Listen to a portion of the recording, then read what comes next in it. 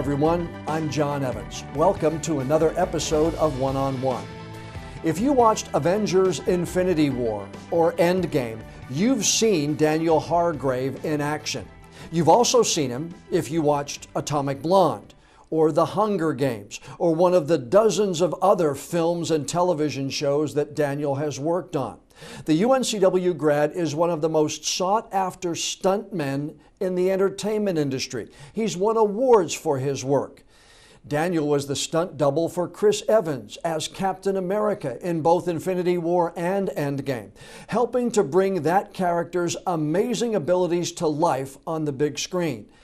In reality, Daniel Hargrave is a proud family man, and he's quick to tell you that had it not been for his brother Sam, he might be doing something else for a living.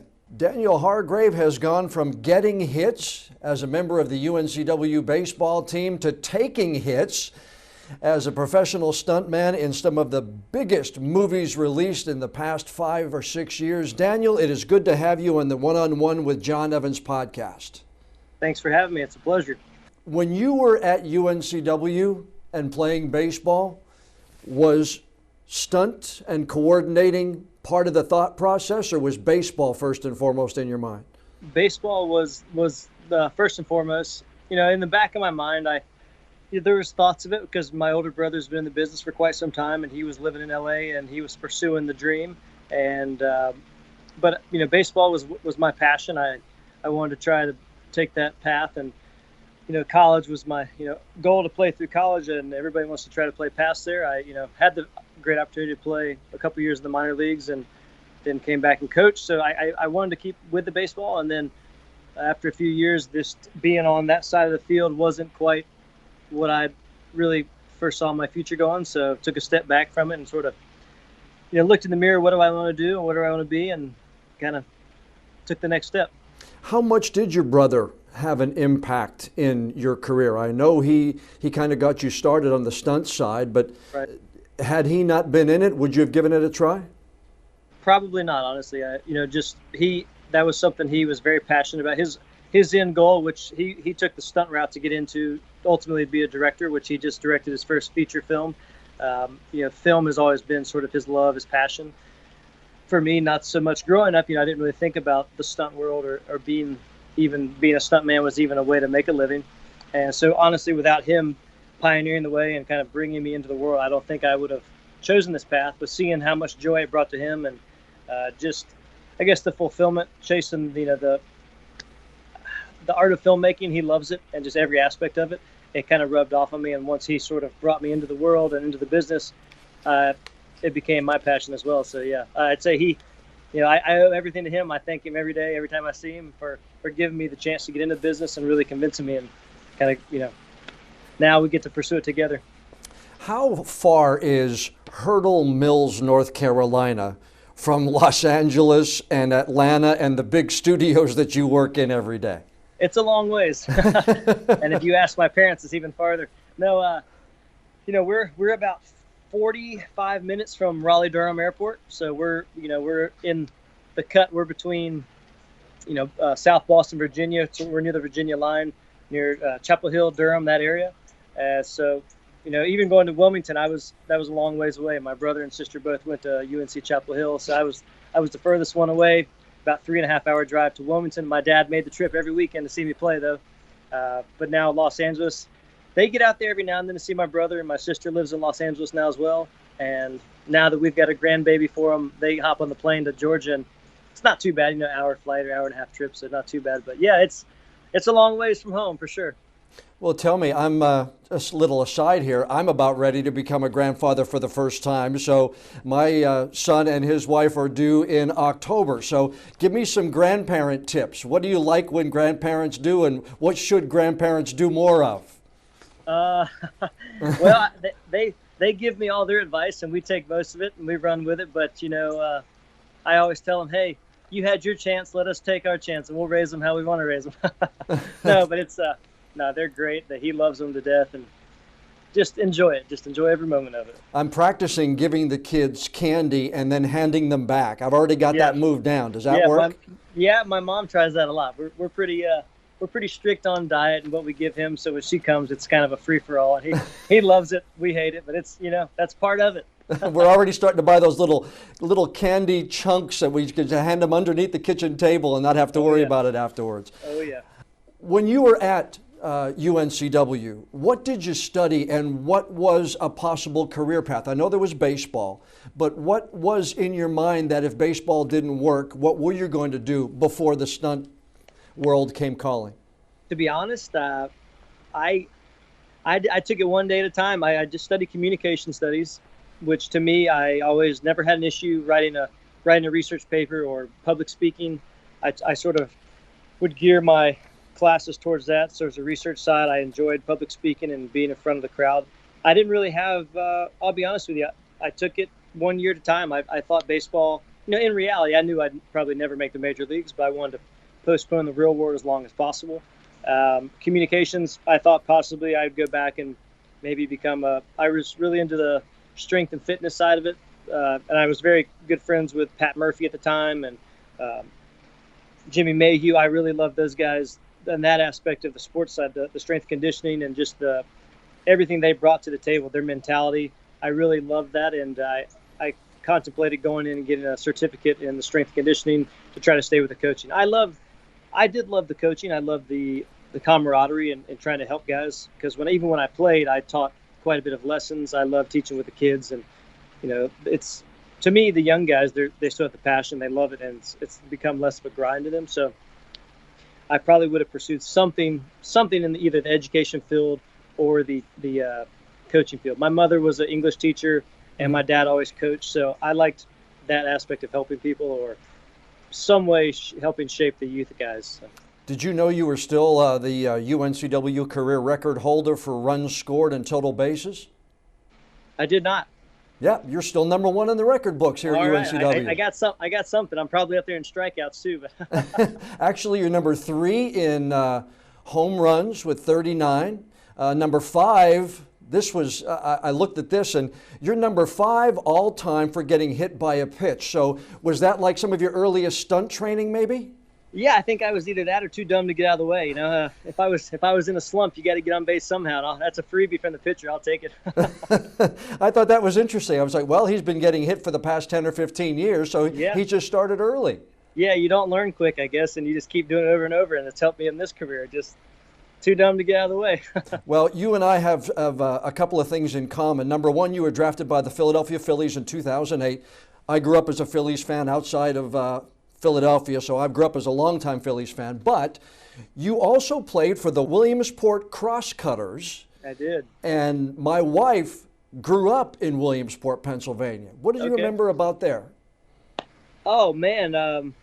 I remember that they had our fan base was very interesting, very loyal. They loved us. They never booed us. We weren't the greatest team, but I remember I have good memories. Honestly, I remember living I shacked up with 4 other guys. We had a cool little, it was college roommate type stuff. And we were jam packed in this little house because they were my 4 best buddies on the team. And we had our athletic trainer was a real character. Then we had a guy, his name was Rashad, who was sort of the unofficial team mascot. He was probably my favorite guy. He was a special education kid who worked for this team, and he knew every player's name, where they were from. It was unbelievable. It was almost like Rain Man. And every game, no matter what, you could have a bad game or bad day, and no matter what, this kid was always in the best mood, and it really put a perspective on life. And just, I remember for one instant we were playing, my friend Mark Carver from Wilmington, he was playing up in, he was out of Penn State, the team that played up there, and they smoked us, and he was talking junk to me the whole time. And I think I was 0 for 5 with a couple strikeouts. I was like, what am I doing? And after the game, Rashad came up and was like, Daniel Hargrave, and spitting my stats out from college, and just was like hugging on me. And, I was like, you know what? I just had a bad game, but this kid he finds the positive in life. And honestly, that's probably the memory that sticks out the most from Williamsport, is just that kid who made my experience just even better than it could have been. And yeah, Williamsport, the crowd was great. The fans were great. The people there loved us. I think they cared more about the little league guys than us, but we had it great, and they took such good care of us. There's nothing bad to say about women's sport. It is the home of Little League Baseball. It really has a great reputation. I've talked to a lot of athletes, and I've asked them the same question. Was there a day, was there a game, an event where you just said, okay, this part of my life is over, I've got to move on? I guess at that point it would have been going back to coaching at UNCW, but what made you make that decision?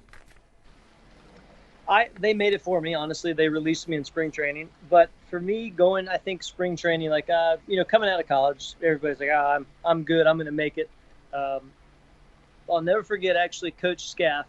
Bless his heart, he's great with words sometimes, but he's very brutally honest. And he told me in my exit meeting, he said, what are your plans after baseball? And I said, I haven't really thought about it. He said, well, you should. You're a talented player, but you're also the kind of guy who can play himself out of a spot very quickly. I would get on a hot streak and I'd hit some home runs. I'd be really hot, but I could also go in a slump every now and then. And I laughed and I was like, oh, that's kind of not the encouragement I expected going on the road. But he was right. He was absolutely right. I had good games, but there's some tough games. And when you're a senior sign and you're not the stud on the team, if you have a couple tough games, it's a business. They put somebody else in. So I learned very quickly the business side of the sport. And then going into spring training, I was 22, 23, and we had some 16-year-old Dominican guys. And you take infield with those guys and hit, and you realize how amazing these kids are. And you're like, you take a deep look at yourself in the mirror and go, maybe I'm not as good as I thought I was.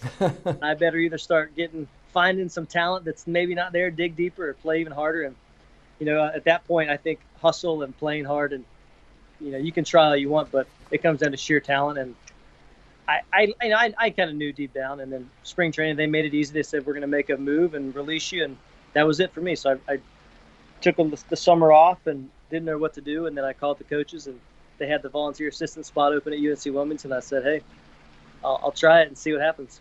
Mark Scaff just retired after a long career. You played for him and then you coached with him. Right. What did you take away from your time with Mark Scaff that you still remember even today? Not only is I'd say, Coach Scaff is just a great baseball man, a great baseball mind, but he's also a great family man. And that was kind of, honestly, the whole thing with Coach Scaff, Coach Hood, even Coach Jason Howell when he was there. They were such good baseball minds, but even off the field, they were just good men in the community, good family men. And I took that to heart. Like, as a 20-year-old kid, you won't admit it. You don't want to think about down the road, but just being around those guys as mentors, and they're almost a secondary father figure, and they're very helpful. And, Coach, they were just always very encouraging, and they baseball side, they just want to create good young men. And there's a lot of lessons where, punishment runs or certain things, we're getting up early to get in the weight room that have nothing to do with baseball. They're just trying to teach you some discipline in life and, preparing us, because ultimately in 3 or 4 years, none of us are going to be playing ball. We need to take a step in reality and face the real world. And I think their job is preparing you for that just as much as they're preparing for the next game. So, and Coach Scaff, there's some terms like, I'll never, he hounds it on you. Pay attention to detail. And he'd always say it, and you hear it so many times, like, oh my God, not again. But I attribute that to where I am today, paying attention to detail. You get on set and you learn your job, but you also learn every other guy's job on there. You want to know what camera's doing, what special effects is doing, what every department is doing. And once you know what they're doing, you can make their job easier in your job, and also know what to expect. So I think in the back of my mind, I'll steal that comment from him, and I always use it. Just pay attention to detail, pay attention to what's going on, and that'll go a long way in life. I know you and your brother, when you were 6 and 9 years old, you actually used to make movies on an old VHS camera. We did. At some point, so that I'll make that as your very first introduction to film. But think back to your first day doing stunts on a set. Yeah. The thought process. What did you look at? What did it seem like? Was it harder than you thought? Was it easier than you thought? It was actually, to me, funny enough, my first day on a set, I was on the MMA movie called Warrior. Tom Hardy, Frank Grillo, and my brother was doubling Tom Hardy. Oh no, so he was doubling Joel Edgerton, and I was Taft Hartley, so I got in the union, and there was a fight. We're in Pittsburgh, Pennsylvania, and it's about 30 degrees outside. We're outside under a circus tent, and we're doing a MMA fight. So we're in board shorts, nothing else. It's the coldest I've ever been in my life, and I wasn't used to the whole night shoot thing. So we're shooting nights, so it's about 4 in the morning. I'm dog tired, and then they yell, "Okay, Stunts, you're up." So my brother and I get to fight each other, and the crowd finds out we're brothers, and they're cheering and taunting us. And my brother's a very big showman, so he's playing around, and we do our thing. And for me, going from I'm dog tired, and he'll go over in the corner, he'll take a nap, and he finds a way to sleep, and then he's ready to go on action. He's ready. I'm like, oh my gosh, what's going on? And we do our bit, and that's it. And so the adrenaline dump, and then you go over in the corner, and you're like, that's it. And so I go over, and I'm wondering what's going on. And then the stunt coordinator, who's been in the game for a long time, JJ Perry, fantastic performer in his day and director. And his initiation is everybody on the team lines up, and they punch you in the shoulder as hard as they can. So 5 in the morning, about 15 guys are punching me in the shoulder. I'm like, what is this? Wow. And then he says, all right, pack your bags, move to LA. And at that first, honestly, I was like, I don't know if stunts is my thing. It's kind of crazy, and it wasn't what I expected. So I actually waited about a year.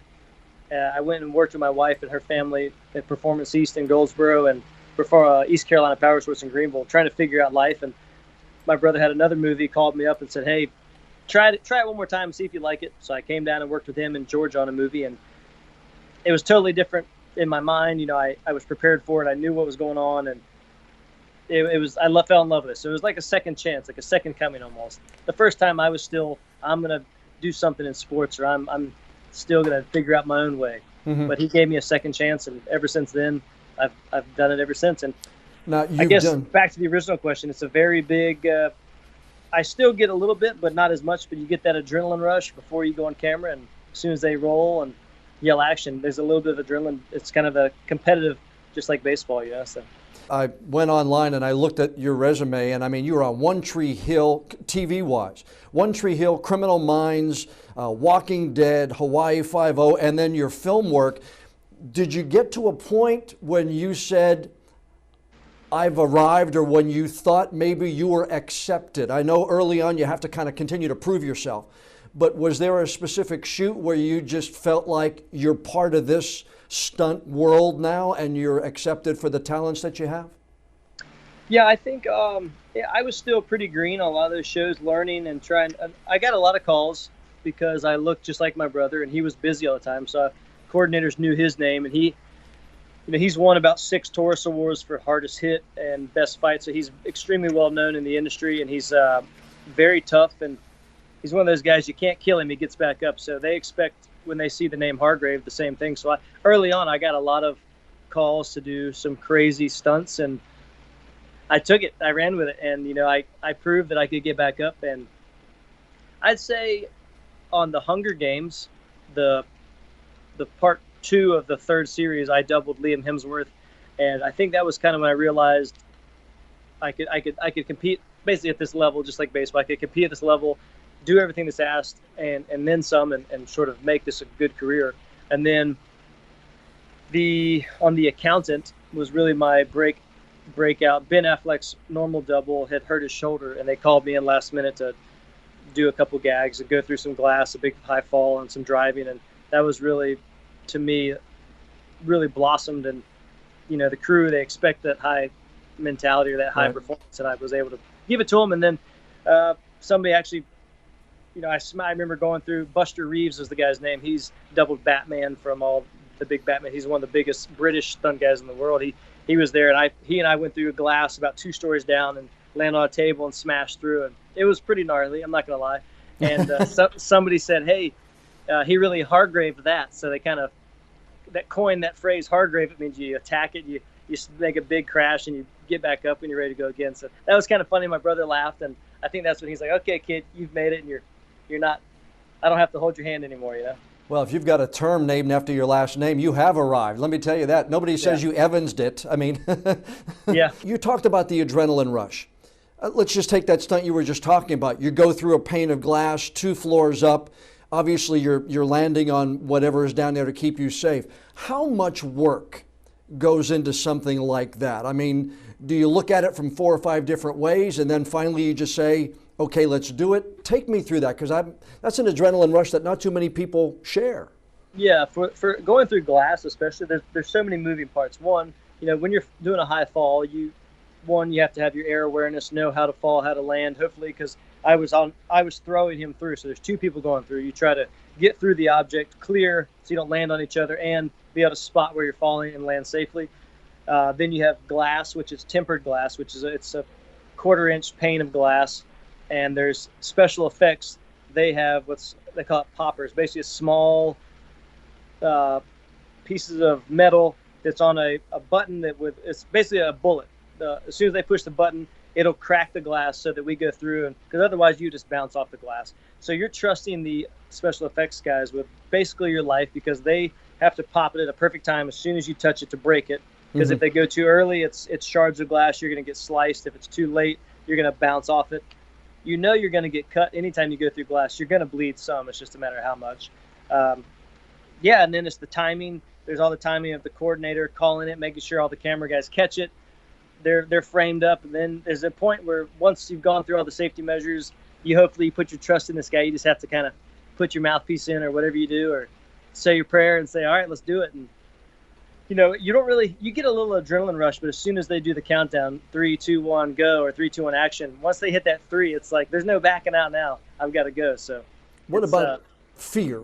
Is there fear? Have you ever really been scared doing one? I imagine, and tell me if I'm wrong, that you don't do it unless you checked out all the other safety aspects. But does fear come into play? Has it ever come into play in your mind?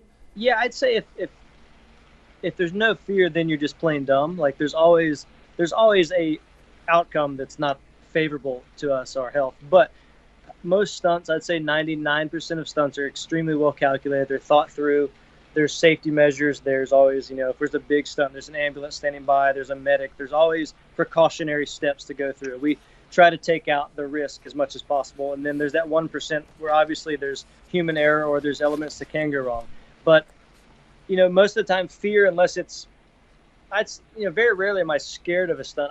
I'm realistic, like what could go wrong, but you kind of take that and you just put it back in the back of your mind, and you just trudge forward and trust the process and trust your skills. And I'm not scared of heights. I don't love heights, but there's been on the Hunger Games, we were on a line, a quarter-inch tech line, which is about as big as your pinky finger, 500 feet in the air, hanging. And then we're on a high-speed winch where they let us down to the ground at free fall speed. So, yeah, in the back of your mind, you're a little scared because they tell you, look, there's nothing. If something goes wrong, you're trusting the line and all the rigging. But if something goes wrong, normally they'll have some paths. But at 500 feet, they can't really catch you. So they say that. You're like, okay, maybe that's not the smartest thing. But then you say, I trust these guys. They're the best in the business. I trust the equipment. And you just have to channel it and find peace and just, that's your job, just perform. You're a professional. You've done this for a while, and right. and you're one of the most highly regarded stuntmen in the industry. But you're also a human being. So right. Is there any more of the starstruck? Do you still get that at any point in time?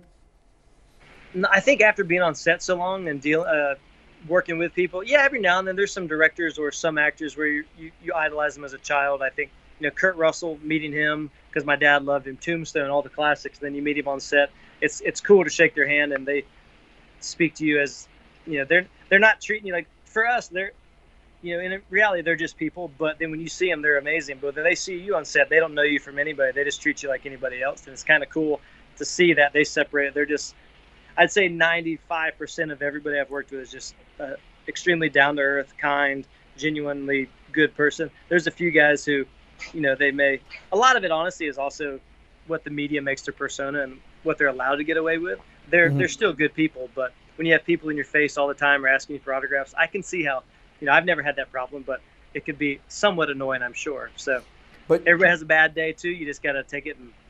But yeah, I guess being around it so much, is the business side of it, you don't get starstruck as much, but it's still fun to see them. And when you see them on set, some of these guys, the Chris Evans, just the whole cast of Avengers, you see them on set and you've watched all these movies and you see them perform and they're so good at their craft, and to see them act, and maybe it's them ad-libbing or just delivering their dialogue, it's really something special to see them.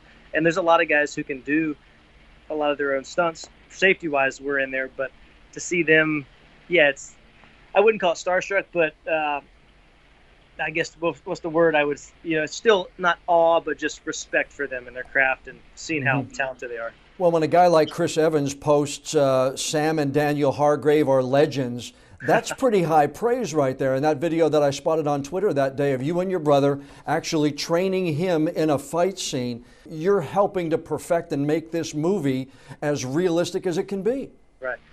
Yeah, Chris, he's very courteous to say that and very nice. He's amazing. He's one, honestly, he almost makes you mad as a stunt performer because he's so talented, and we train for weeks. We'll learn a fight, and we'll practice for 2 weeks or something to rehearse it so we know dialed in everywhere we need to be, where camera's going to be. Most of the time, we teach him on the day. Like, he shows up, he says, let me see it. You show him once, he's like, okay, let's shoot it. And you're like, wait, don't you want to see it again? He said, no, I got it. He just learns so fast. Wow. And he has a background in some dance, so the rhythm, he counts it. But yeah, you're like, it took me a week to learn this, and this is my job. And he learns it one time, and he sells it. But in a way, he gives that praise. My brother has doubled him in many movies. I've doubled him now, two full movies and half of another. So we have helped him, in a way, bring that character to life. I'd give it more to my brother than me. I've sort of tailed in on the back end. The style has already been created. I just sort of took over what Sam created. But there's a big difference from the first Captain America to Avengers, the style, the fighting style, which my brother, he's extremely talented martial artist and what he can do. And he sort of really amped up what Captain America does and the style.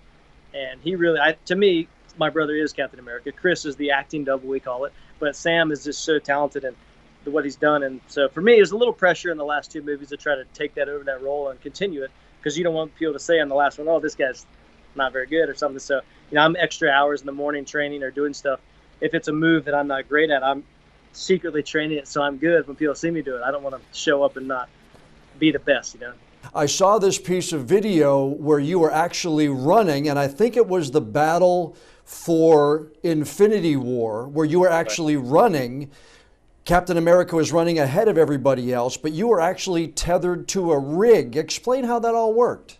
Yeah, it was the Battle of Wakanda, and the opening scene where Black Panther and Captain America, they lead the battle charge, and you see them running at superhuman speed.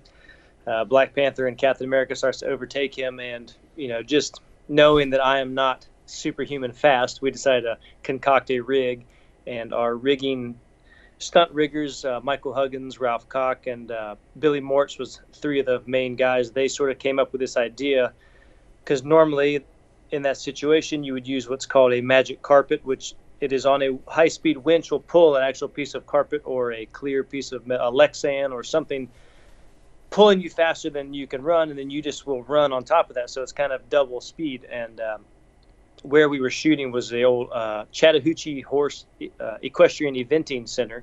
So we were all through fields and down a hill, and that was not very conducive for the magic carpet. So they designed this rig, and they use what's called a high line. So there's a line about 20 feet in the air spanning about 200 feet from 2 cranes, and that was used to suspend my weight, and it had about 50% of my weight. I had some weight on my feet, and then there was a high-speed winch with a line that connected to my chest, to my harness, and that was motivating me. I started, we gradually worked into the speed, but at the final filming stage, we were going about 22 miles an hour.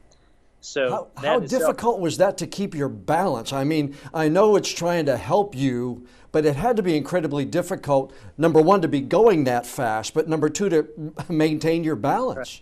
Right. Yeah, it was pretty difficult. I mean, we had to do some rehearsals. I mean, it's very hard because in that scene, I was actually, I was being Captain America. They put the dots on my face for face replacement. So the biggest thing is to try to not make that, oh gosh, face, I'm going to fall down. So you try to keep somewhat of a face that they can paint his face onto. And also just keeping your balance, because as the winch, there was a move, so they would start it. I'd start jogging, then gradually get up to speed. I had about a 20 feet start to get up to speed, and then it would kick in, and I'd be going full speed. So if you weren't exactly in the right step or right stride, it could pull you off balance. And that actually happened on about the 7th take. I was running, and I just lost my footing. I tried to overstride, and it pulled me, and I pulled my hamstring, and as I felt my hamstring pop, I kind of took a half stride, and then the winch pulled me down, and I face planted in the grass. I'm getting dragged at 22 miles an hour, face planted. I'm passing all these background artists, and our stunt guys are running, looking at me like, what the heck is going on? And I'm just I'm there enjoying the ride. I'm just getting dragged, trying not to break anything. And it was pretty funny. It was actually probably one of the, more amusing moments of the shoot. Just, here goes Captain America being dragged face first through the mud and muck. But Not it's very what heroic. it's what they don't see, right? It's what they don't see in the final product to get there. You did so many of the Marvel movies and double for Chris Evans as Captain America for so many of them. What are some of your best memories of all of the movies that you've done? You did several with him, but you also did, I guess, Ant-Man. You did Thor Ragnarok. What are some of your best memories? Yeah, they were all fantastic to work for. The crew, being here in Georgia, the crew that's really developed here is fantastic. And just Marvel and Disney in itself, they treat you very fairly. It's a good work environment. And I'd say my best memories are, obviously Infinity War being the full-time Captain America double. But Avengers Endgame was probably my best memories because there's some moments in there. By far the best moment of my career and probably any time on film was the Captain America versus Captain America scene where I got to fight my brother who, he was the original Captain America double. And then now he's directing. He was in that scene, the stunt coordinator, second year director, and stunt double. So he was working. That's a big payload. And I was the other Captain America. And we got to fight. And amazingly enough, the directors, he sort of gave his vision because he's put so much work into the Captain America character. He kind of wanted to send it out on a high note. And he was in the boardrooms helping them design the set to make sure there was some different levels where we could do a big fall and smash through some glass, fall down some stairs.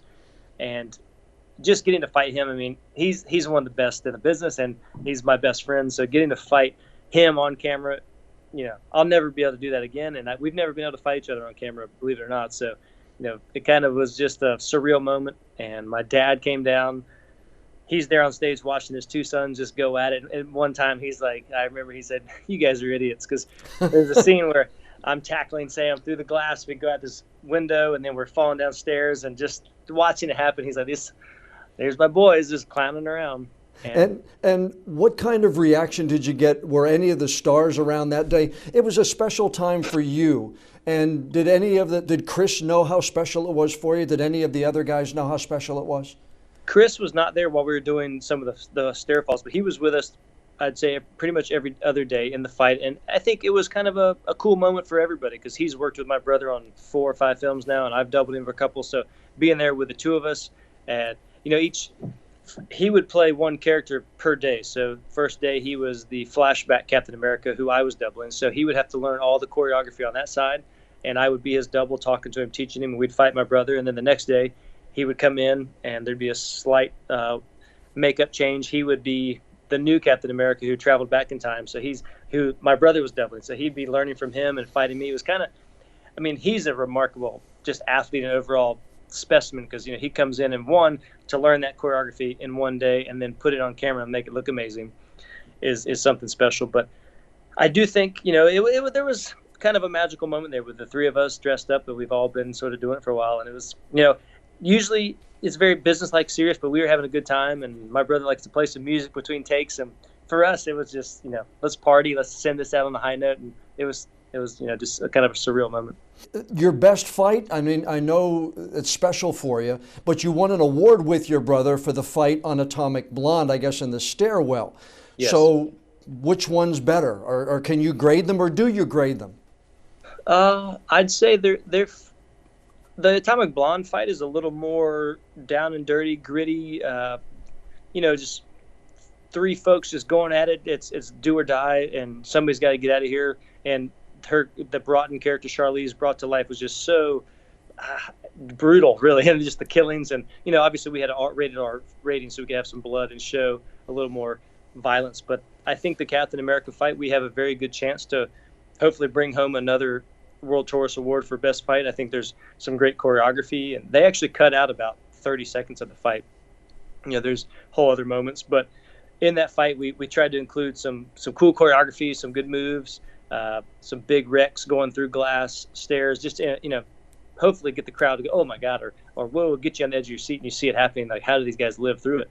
And that's what we want to do to kind of stir the pot a little bit. But I'd say they're both, pretty dynamic fights, but I would almost think Atomic Blonde may be, as far as the fight realism, probably a little more brutal, but I don't And know. Hopefully when people vote, they go for the Avengers one.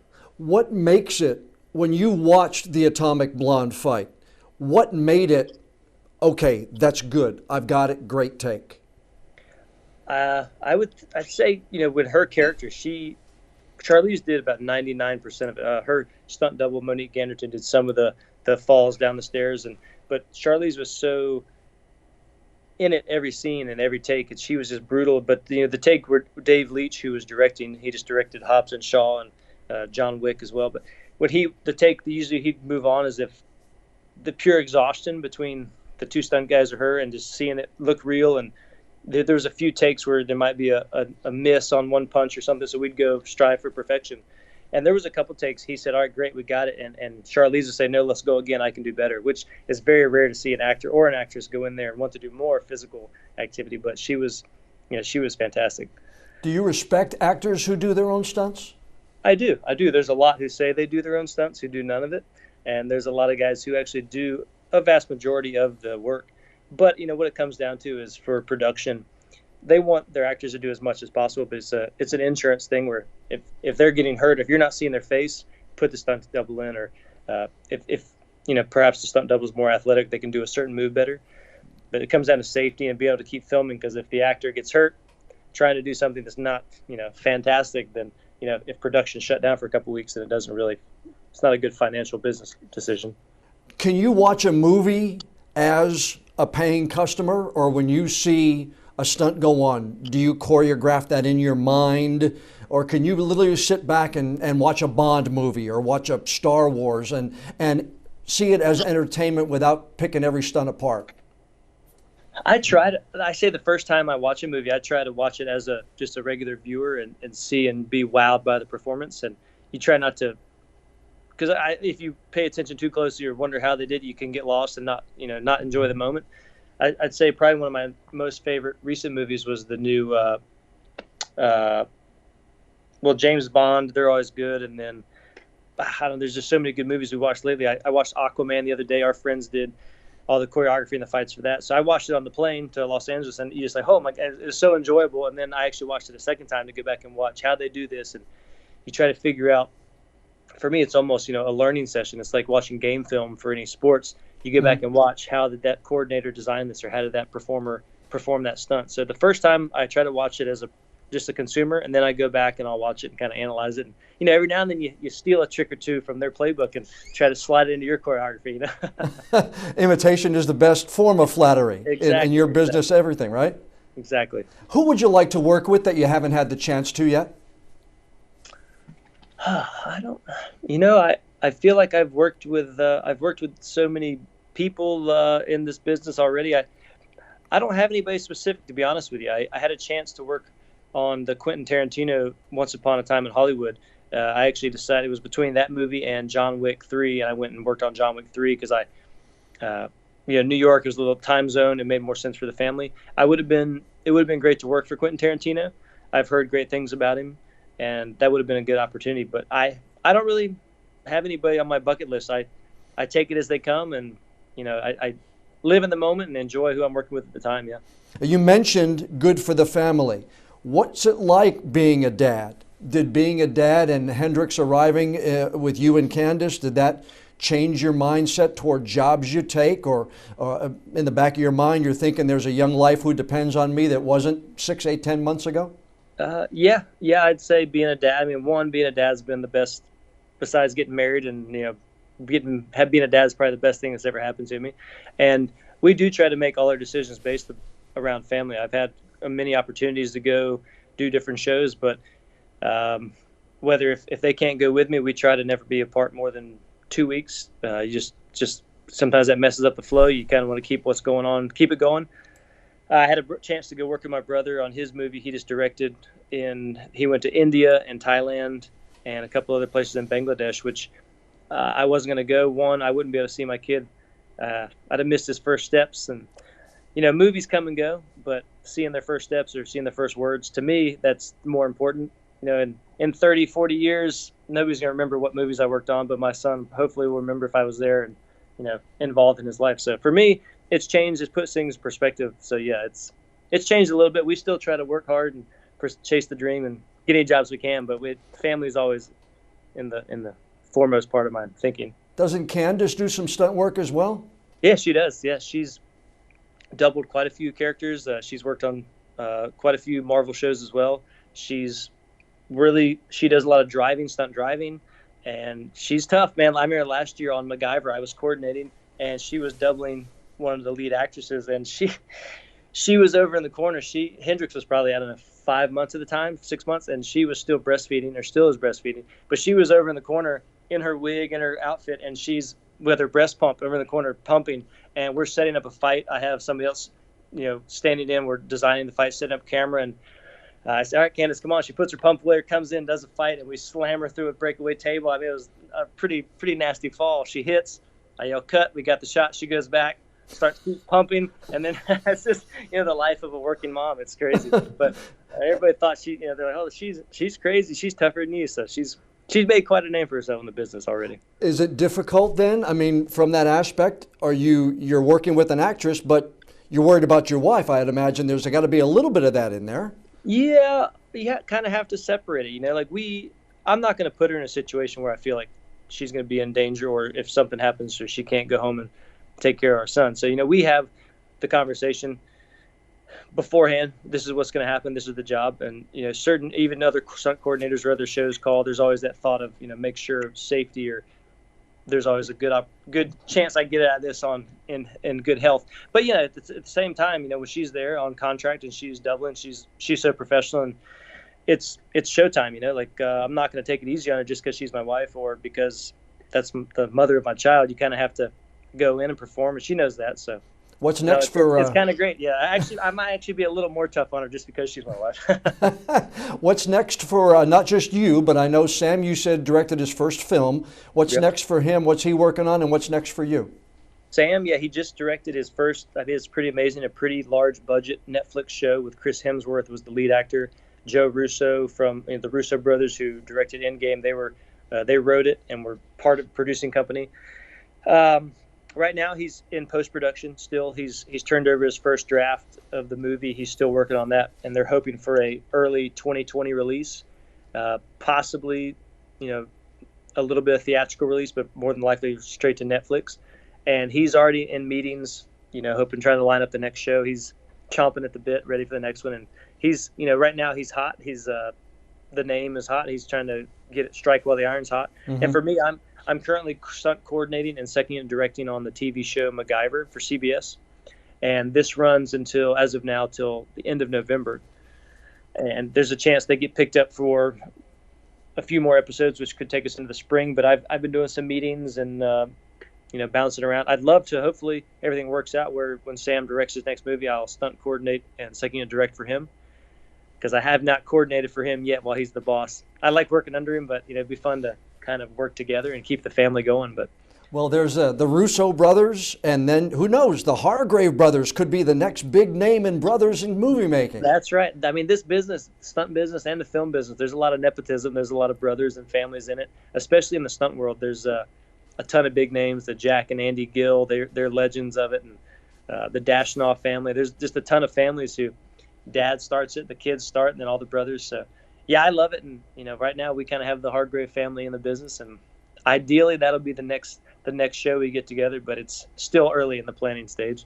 We'd love to get you back here to Wilmington for a visit, to bring the family back here to the beach. How about it?